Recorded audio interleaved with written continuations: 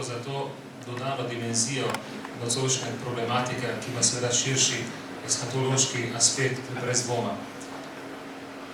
Krimska jama nam ponuja vpogled v zgodovinsko dogajanje, ki je ključno za razumevanje vsega, kar se je dogajalo tudi posneje in je končno v enem smislu, simbolnem smislu, uvod v zgraditev režima proti koncu vojne in za prevzem oblasti.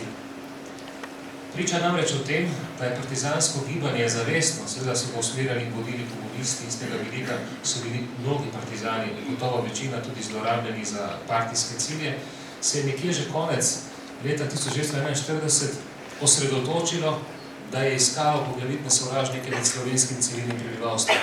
Tako v tej ljubljanski pokrajini, kamor je spadalo tudi Romunije, od oktobra 1941 predstavlja partizansko gibanje večjo grožnjo za civilno prebivalstvo kot italijanski okupator.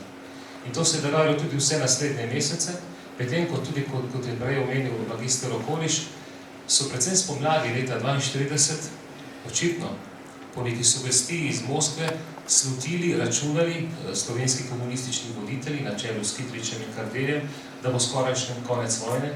Zato so se poslužili tako neverjetnega terorja, da bi na ta način ustvarili pogoje za prevzem oblasti. Tako so, preden je prišlo do prvega upora slovenskih katoliških množic predvsem, je partizansko gibanje povzročilo smrt 812 civilnih oseb, najmanj 812. Od tega je bilo skoraj 40% žensk. To odpira seveda presenetljiva in šokantna vprašanja o naravi tega, kot mu rečemo, osvobodilni boj. Ker če je bil tukaj glavni sovražnik slovenski civilni človek, v tolikšni meri tudi ženske, potem jasno, da v tej točki na tak način to ni bila osvobodilna vojna. Poleg tega je ta vojna terjala izredno veliko žrtev med otroci. Samo junija 1942, ko je ubitih največ otrok, je teh kar 32. Tudi to so podatki, sedaj nekako na novo vrednoteni in tudi spravljeni v določene tabele, na katere še nimamo odgovora. Vse ni odgovora, ki bi seveda to predstavo o zgodovini, ko smo imeli do sedaj, lahko peljal naprej. Na vsak način bodo tukaj potrebne spremembe v interpretaciji zgodovine, na ta način, da bomo upoštevali dejstva in da se bomo na osnovi teh dejstev tudi pogovarjali. Gospod Granda, ko govorimo o zgodovinski resnici, kako pomembna je zgodovinska resnica, ne za zgodovino samo, ampak za nacijo, ki se z njo sooča, in kaj nas še loči od te zgodovinske resnice? Ja, zgodovinska resnica je pač eno težko breme, ker tako, ker je človek sam sebe ogledalo pogleda, pa vidi, da je bistveno drugačen, kot mislim, da je. In to seveda s tem se sprijazniti je zelo težko in ti poboji so seveda ena travma, ki leži na ljudeh. Posebej bi pozoril na to, kar je rekel profesor Juhan, treba je res ločiti, ampak vendar krivda pa pada tudi na tiste, ki niso bili nič krivi. In to je eno strahotno breme, zaradi katerega so mnogi, med njimi tudi mojstric, naredili samomore. Vem na Dolenjskem za številne primere, ko ljudje po vojni niso zdržali tega bremena pobojev in so delali samomore.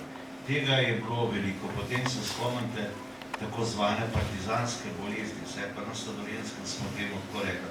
Potem imate pravzaprav tudi veliko študije enega izmed teh psihiatrov. To je eno breme, ki ga bomo še zelo dolgo časa nosili s seboj, kajti tudi še Francozi pravzaprav v zvezi s francosko revolucijo, ki je bila leta 1789, pa še par let potem, pravzaprav še tle določenih bremen, nerazčiščenih in še skrivajo arhive. Zlasti glede, kako so v Vendej, na primer, kvete pobijati pa redovnike. Tako da to so resne stvari, ampak ena stvar je pa pravzaprav, da je izjemno pomembna tista, ki nas pa mora napolniti z enim velikim upanjem. Prva stvar je, pogledajte, kako je polna dvorana.